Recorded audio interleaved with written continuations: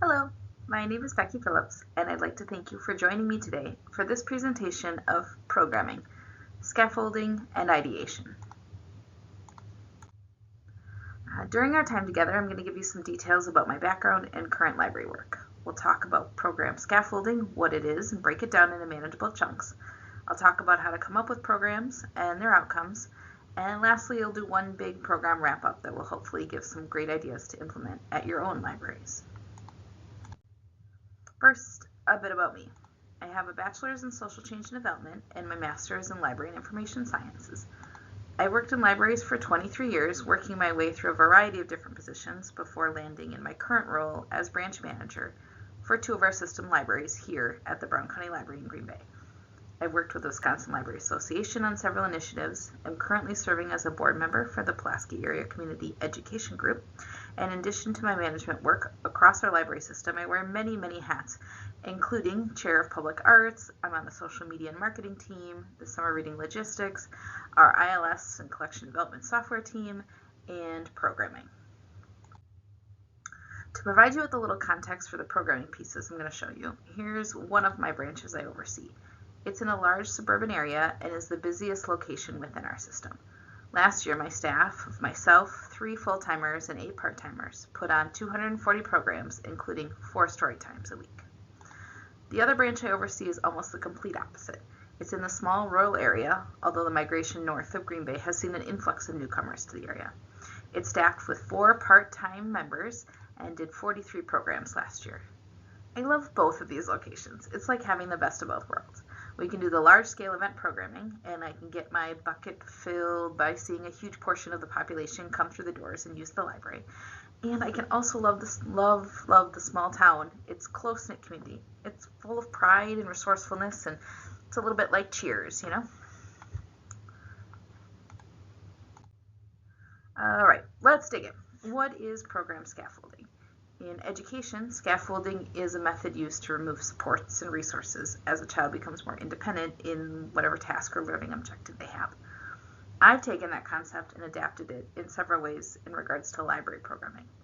So for the purposes of the training today, I've defined program scaffolding as the flexibility and adaptability in the program design to meet the needs of the program participants while accounting for space and staff capacity. Eventually, I'd like to build on this and focus on disability and language barriers, but honestly, that would be like a 3-hour workshop, and there's really great resources already available on ALA on inclusive programming models. I encourage you to check those out if you haven't already. Let's begin with program participants. Age range is an obvious way to scaffold your programming. So I use the term age here for simplicity, but it's encompassing cognitive ability. A great example is this bulletin board. It's pretty simple. This photo is actually from the Ontarian Librarian website. We created a very similar display over our children's area. I just couldn't put my hands on the photo. This is a fun passive activity that patrons can choose to engage with, right? Many of you probably have a bulletin board that looks similar to this in your spaces. However, we used the program scaffold philosophy to create a more interactive experience for a variety of young ages. We have this handout that is available next to the bulletin board, and it has activities broken down in spots by age, but not super obviously, because we don't necessarily need to point that out, right? We know we're planning for it. So for those cognitively at or under the age of 4, you might do a fun figure play about winter clothing. If they're ages 4 to 7, they can literally spot the differences, which is the bulletin board. So they're looking at the bulletin board and using the fill in the blanks there. And if they're older, they can draw another snowman to create their own spot the difference game. The point of this example is to emphasize the scaffolding technique. You're preparing one larger offering, the bulletin board, and then utilizing that to engage with a wider range of participants. You can also use the scaffold method for an even wider range of program participants. Here we offered an escape room, and we differentiated the escape room between kids, teens, adults, and families. So we set up the exact same escape room and just tailored the clues to the age. The setup stayed consistent, and we could easily swap out the clues depending on who had signed up for that time slot. So that's the age of the program participants. It's an easy way to differentiate activities and offer the same programming.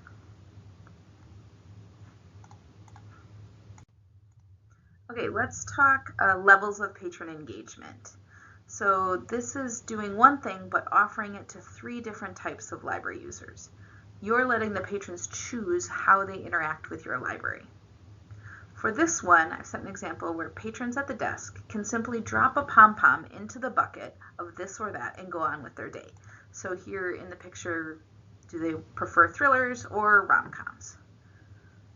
So they just do that. Or they could do that and grab a book list of recommended titles that match what they're into. So you'd have a book list with thrillers on it, a book list with rom-coms, they take it, go about their day. And they could attend the next book club in which you discuss their favorite read in that genre. The bonus of this passive/active program is that you can use it to discover what your patrons are into. Let's say you do a this or that around home cooking or dining out. How can you tailor that for future programming opportunities? If you get a lot of home cooking, maybe use that to make cookbook display areas or a program around food prep for busy nights. If lots of people voted for dining out, you could scaffold another passive activity by creating a map of 4 patrons of local food fare. That could be level 1. Then level 2, you could have users add sticky notes around the map with patron-driven recommended best dishes at XYZ restaurant. Or level 3, you could partner with some of those restaurants in your area to feature a sampler night. It's just a different way to engage your patron in a way that they are comfortable with. Puzzles for us have seen a huge resurgence since the pandemic, and we haven't seen a slowdown of that enthusiasm yet. So leaning into that, here's a way to scaffold and hit a variety of different puzzle enthusiasts. So level 1, you could just offer a puzzle exchange. We do that. It's easy come, easy go. We don't catalog these. There's a little slip they can fill out with how many they took that day, so we can keep internal stats, and patrons can keep them as long as they wish. Level 2, we've set up a puzzle table within the library. Anyone can sit at the table and work on it. When one puzzle finishes, we just call out another. Again, we're letting the patron decide how much they want to be involved in our little puzzle community. And then our 3rd level is we held a puzzle competition. That was really fun. We had never done it before. We had 15 teams, up to 4 people per team, competing to be the first to finish a 1,000-piece puzzle. Every team who registered showed up, and the team makeups were so varied and hit every single demographic. We had families with small children, we had 30-something friends as teams, we had multi-generational teams, teams with teens, teams with folks over 60. We even had someone drive up from Milwaukee, which is like 90 minutes away, to compete with their friends. It was really amazing to see such a diverse community come together in what is normally an isolated event, and I'm really glad that we offered it, but I'm just as happy to see those patrons just come in and pick up a puzzle or stop on their way to the study rooms to put in a couple of pieces on the puzzle table.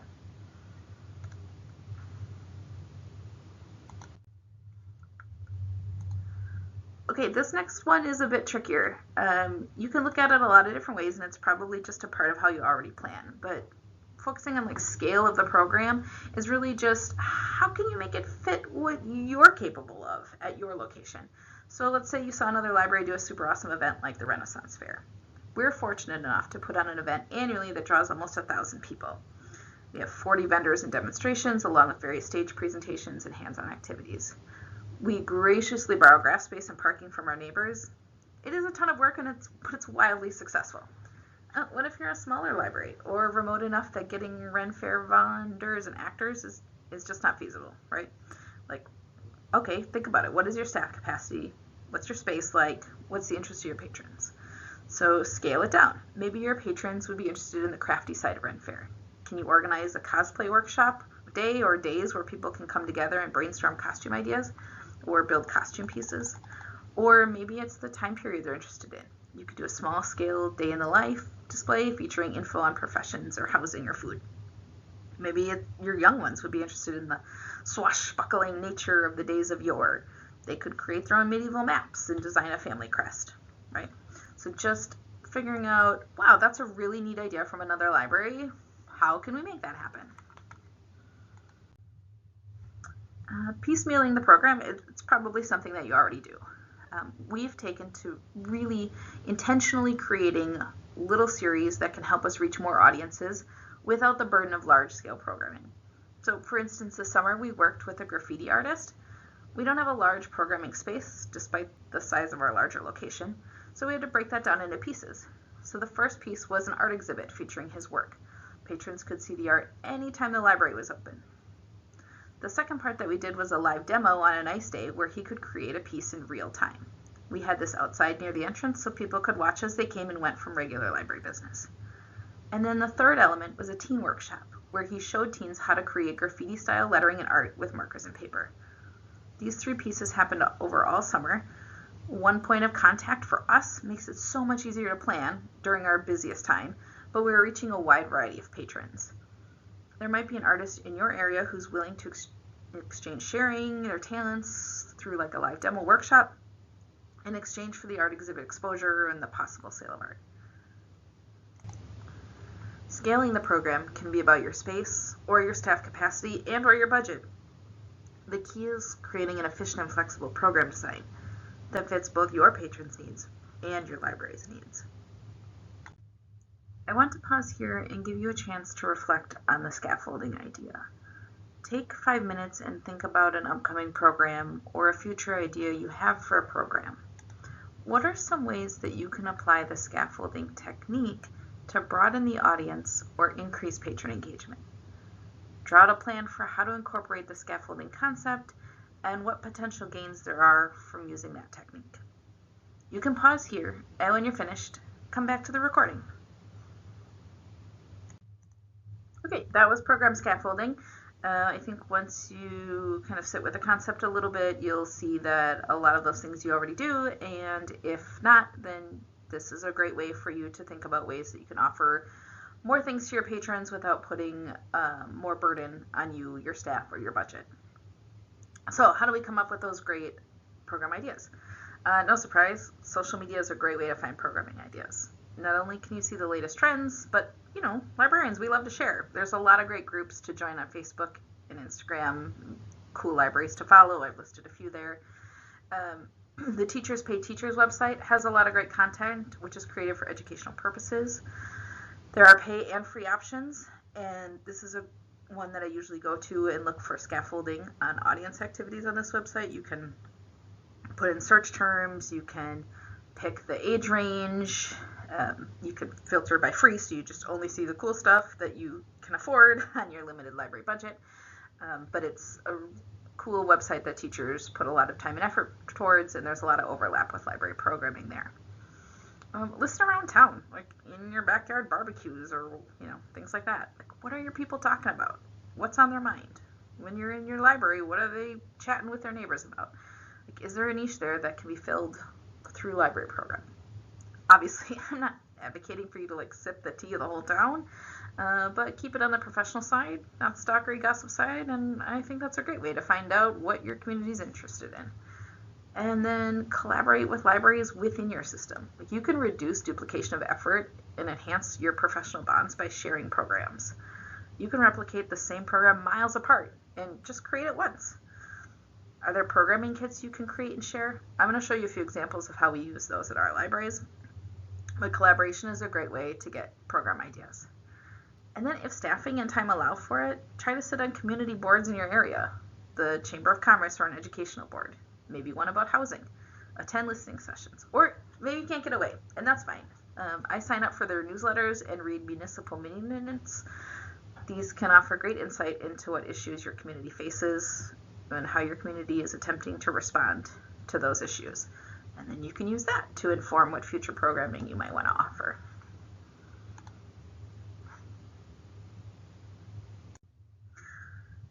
Okay, I'm just going to take a few slides and throw out some program ideas.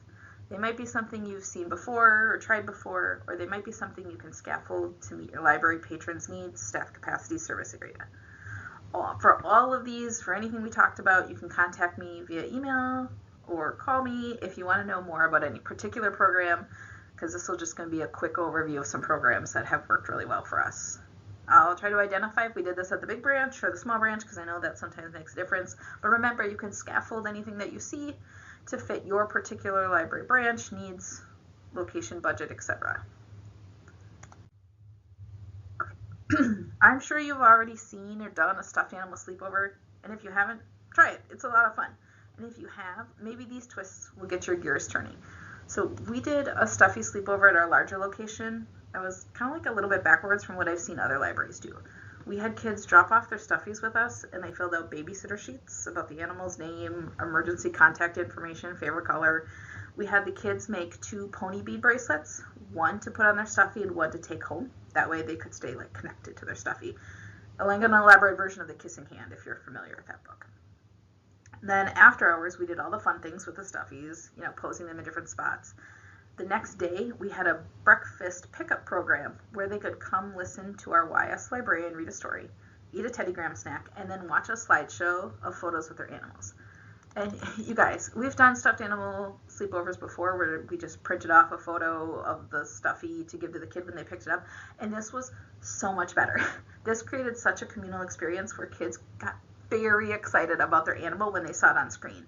And then we even had 2 kids make friends because they had brought the same stuffy to the sleepover. When we did this at my smaller branch, we didn't have the staff capacity to go all in like that. So we did the same drop-off babysitter cards. We just didn't do the bracelet making or the morning after event. Excuse me. What we did instead was enlist the help of our chamber and our high school's photography club. We had teens from the high school come in and take pictures of the stuffies, which saved us a ton of staff time, and they were so much more creative than we were. Now it's really cool to see teens excited about something that allows them to be a little kid again. And then we had the Chamber of Commerce post the photos on their social media page throughout the evening and in the morning. It was a win for both of us. Our patrons got to track their stuffies' adventures throughout the night or morning without using up our staff time. And the Chamber got new traffic on their social media page that connected them to more community members. And if you only wanted to involve the teens and not another organization, you can set them up with a computer and have them pick the photos and schedule the posts to go live at different points of the evening, right? And then we're going to do something I think could be really cool. We'll see.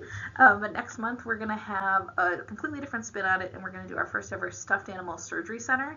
So we're going to have kids drop off stuffies that need mending, and we've got a community group of crafty sewers who are going to come in and mend, repair, or restuff the animals, and then we'll call them, the kids, and let them know that their stuffy is all better, and they can come and pick it up, take it back home. So I'm really excited. I hope that one works out. You can always email me to find out how it went. This one is one of my favorite events. It's done at our larger location because it's just such a huge event. But every staff member wants to work it because everyone is just so happy and grateful that we offer it. We call it reindeer cheer. It's literally so cheerful. We use a company out of Hartford, Wisconsin, and they bring in a few reindeer and set them outside. There's a spot for patrons to get their pictures taken in a sleigh. There's a person from the company who talks to participants about reindeer facts. You can see these kiddos holding up some incredibly heavy reindeer antlers. And then inside, we offer a little something for everyone. So we partner with a local high school to come in and sing holiday songs. Patrons can get their pictures taken with Santa or use our selfie station for some candids. There's crafts for the kiddos, hot chocolate for everybody. We even have a scavenger hunt around the building to find all of Santa's reindeer. There isn't even a prize for that. Patrons just like life-size looking finds, I guess.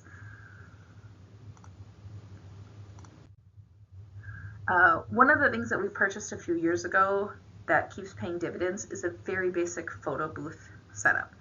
We bought a few backdrops on Amazon, the rod poles to hang the backdrops on, a few black stools, the 2 foldable light boxes. And then the only other thing we needed was a Bluetooth-enabled clicker and a tripod. So this program is entirely patron-driven. We show them how to use their phone camera. I mean, they're welcome to bring a fancier camera, and then the Bluetooth clicker. So they can take as many photos as they want on their terms by using the clicker, which is easy to hide behind your back or off screen or behind someone else in the photo. We set up this photo booth for some candid photo ops at programs, but we also just make a program in and of itself. We've done registration time slots with a few non-holiday backdrops, so patrons who, say, can't afford senior pictures can come in and get their pictures taken. Or even back-to-school photos. Those are really expensive and are also just taken in front of a basic backdrop. We've put it out around Thanksgiving for patrons to take photos for upcoming holiday cards. It's pretty easy to set up and can travel to other branches for their programs and events, so it's really paid dividends here. And then, you can use it for staff. Look, we had an 80s backdrop, and we could not resist posing in classic Saved by the Bell school style. Another active/passive offering that we do annually is this What to Read Next fair. So for 1 week, patrons are greeted by 4 tables strewn with library stickers, balloons, and books. This space is obviously our larger location, but we have done it at our smaller location. We just use story time breaks so that we can set out a few tables with book recommendations that we can leave out in that story time room for patrons to look at. On the tables, there's carefully curated read-alikes from popular authors like Colleen Hoover, Stephen King, James Patterson, you get it. Patrons can browse and check out these books. We've got stock in the back that we just kind of keep filling the empty little easels. Over the course of the week, we had 124 items checked out, and many, many patrons commented on how much they loved the display and the idea, and they wished we had it up all year long, which, of course, we thank them, and then mentioned that librarians can help them find their next great read, like, anytime they stop in the library. It's like literally one of our favorite things.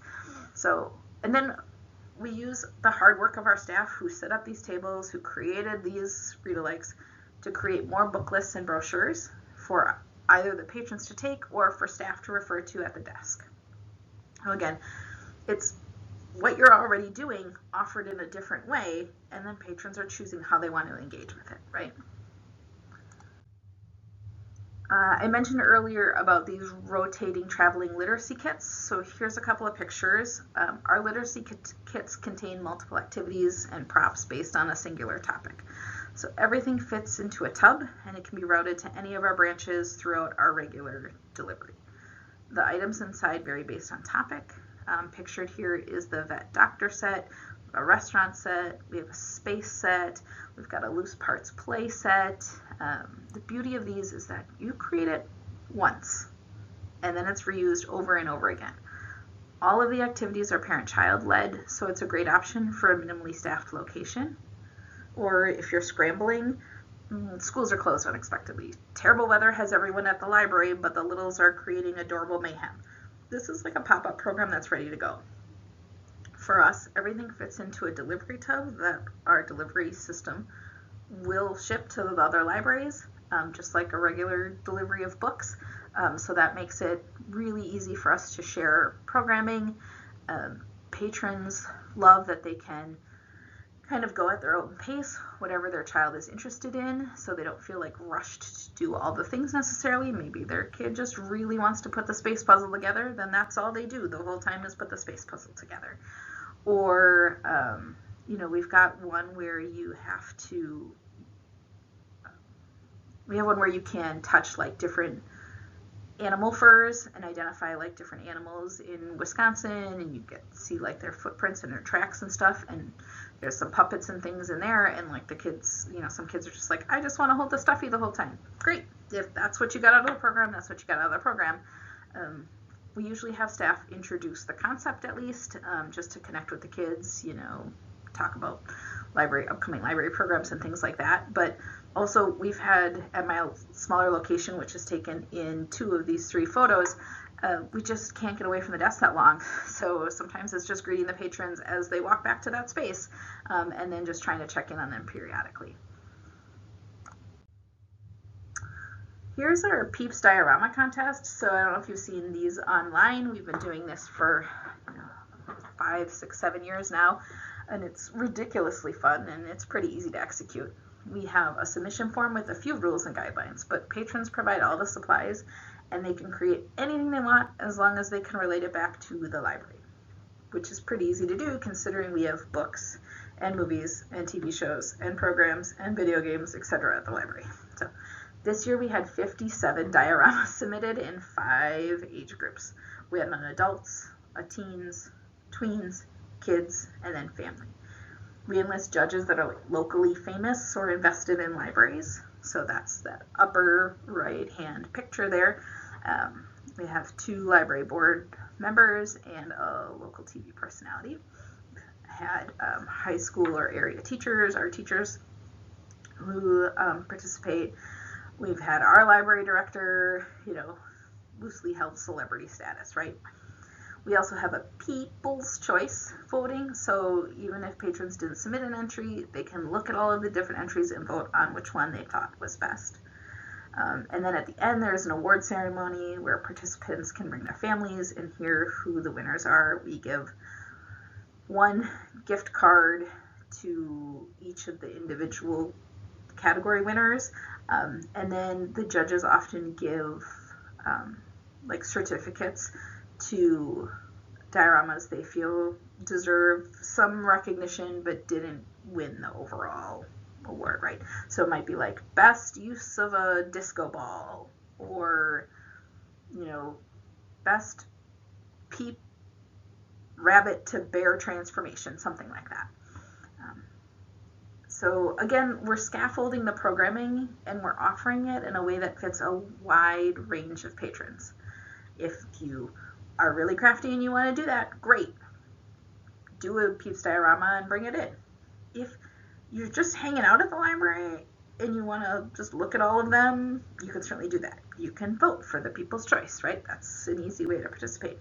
You can come to the award ceremony and see the pomp and circumstance that we offer.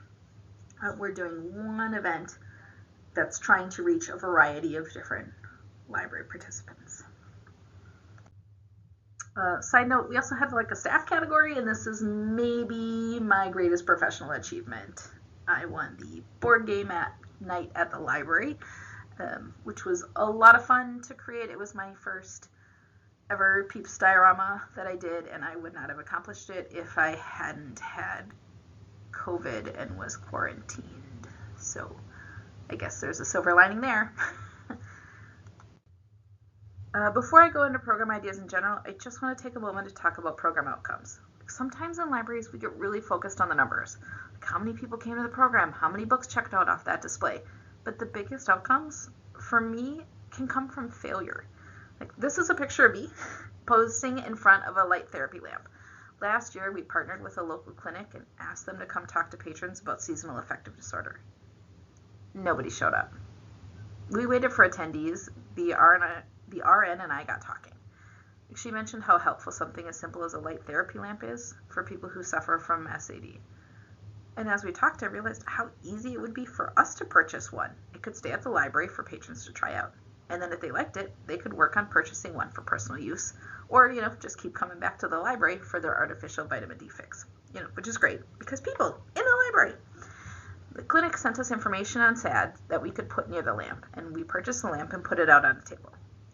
We often see people working at that table. During the winter and on cloudy days, there's usually someone there turning it on. We've even had staff go over there during their breaks to read and soak up some of the light. Another example of a, quote, failed program was a partnership we did with our Veterans Clinic. A representative came out to talk to the community about suicide prevention, particularly in regards to veterans and active service members. And again, nobody came.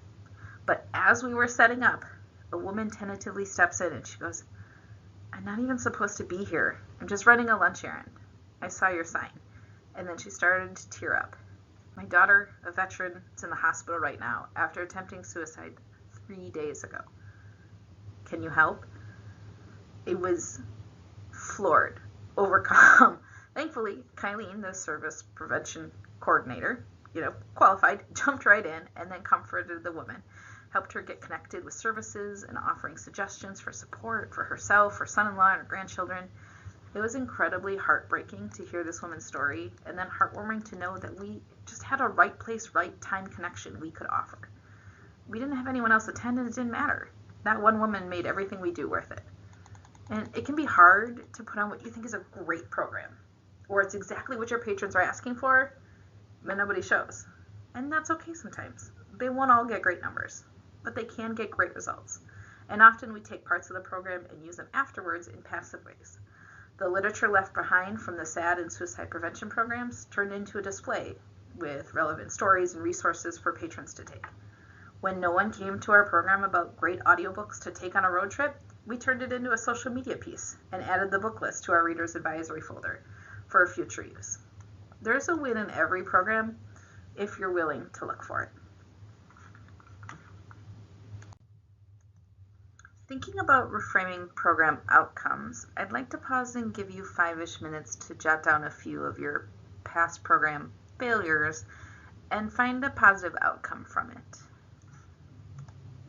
If you can't find one, think about ways that you could modify that program using that scaffolding concept and how that could mitigate the chances of failure if you tried that same program again. You can pause here, and when you're finished, come on back to the recording.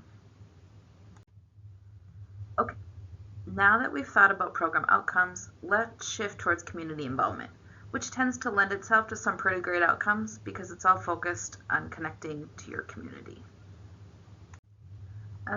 Okay, these next program ideas all come from my smaller location. So again, we just aren't staffed in a way that easily gets someone out of the building and out into the community.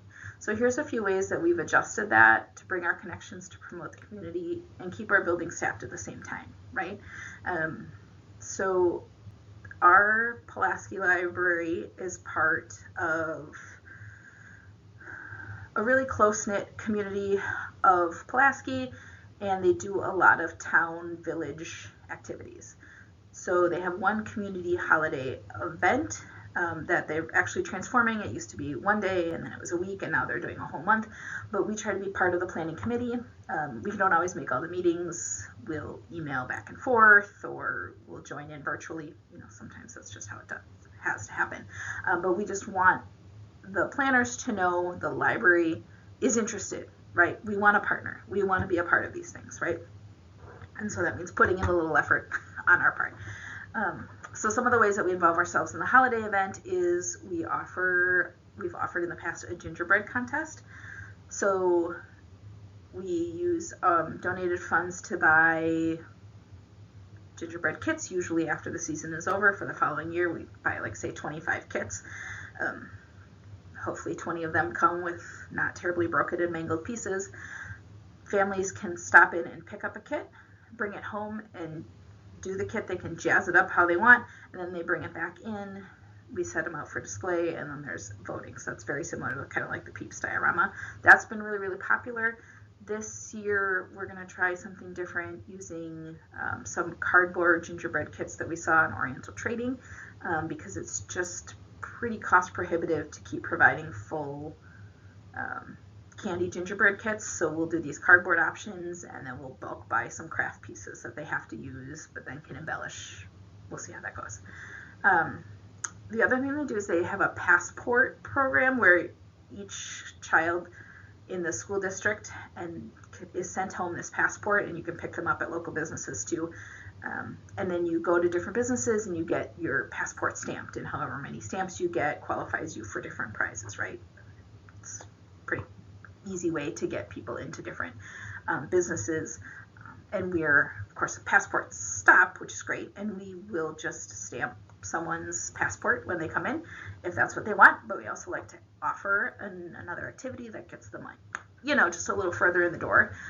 So we did this gingerbread suspects mystery game. It was like who stole the cookies, and you can see in the bottom of that bulletin board there's like a little envelope with some manila envelope stuck inside there, and those are scaffolded mystery puzzles. So depending on what age your child is that you brought in, you can pick one of the envelopes, and then it'll give you clues like a whodunit, right? So the person who stole the cookies wasn't wearing a hat, right? The person who stole the cookies had 2 buttons, right? So the kids are eliminating the suspects. They got a sticker once they did it, and then we stamped their passport. And then the other way that we contributed to the community with getting out of the building was we had some really nice library donations that we didn't need extra copies of within our library. So we save those all year, and then we donate them as little book bundles to be used as passport prizes. So just a great way to be part of the event. But we're not putting on an event during that week or month. Obviously around the holidays it's pretty little staffed. You never know with the weather, so we don't want to put in a ton of effort to not get a lot of participation reward for our buck. So this is a way that those patrons can participate during the entire time of the passport program, and we don't have to worry about our staffing levels during that day/week/month. This past year was the first time that the Pulaski community had its own ice cream truck, which was very exciting to everybody once they found out that that was going to be something the community had. And we at the library decided to partner up and capitalize on that excitement. So for our big summer reading kickoff event, we held like a sweet treat themed story time.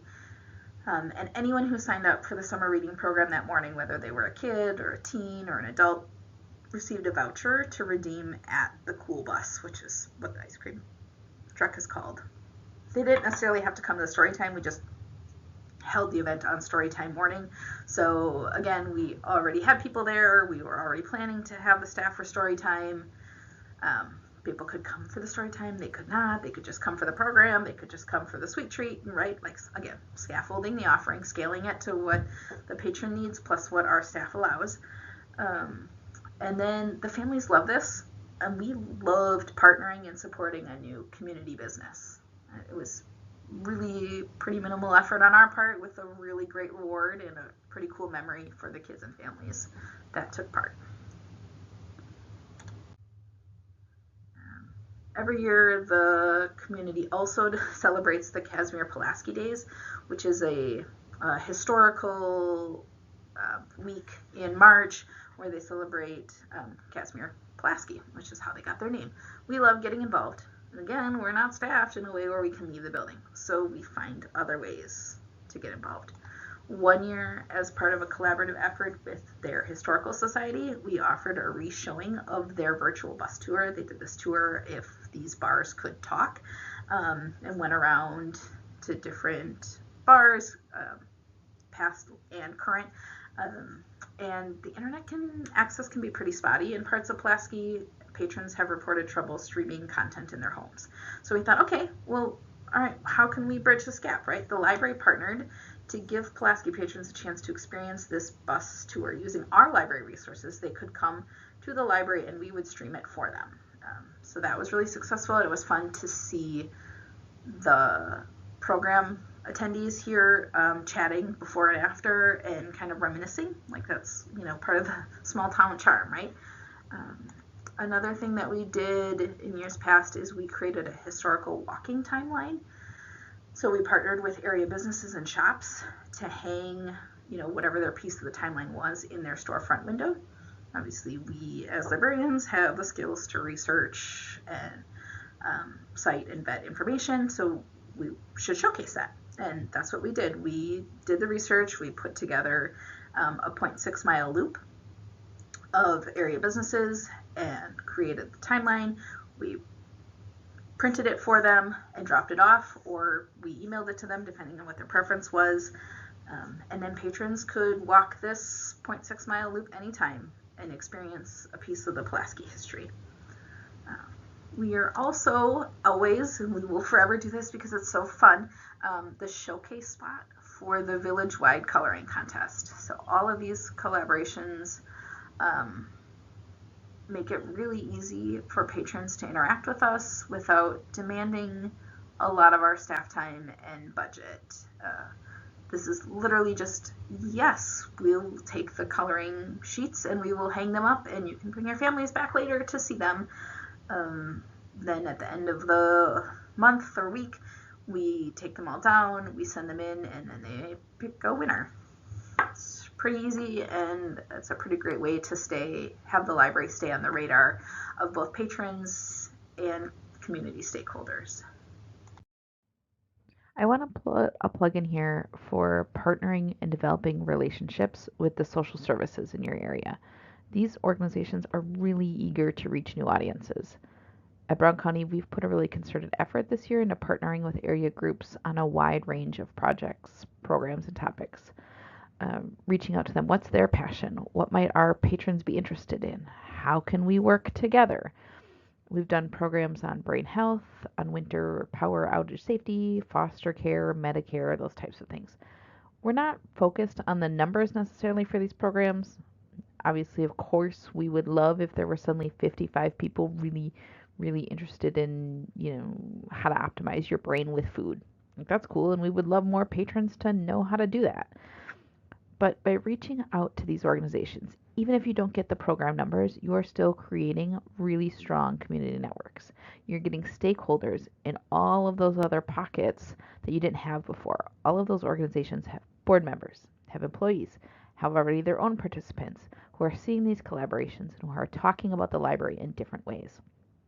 And for the patrons, whether they choose to attend the program or not, they'll see that it's offered, which means then they'll know that this is a thing, this organization, this group, this resource exists in my community.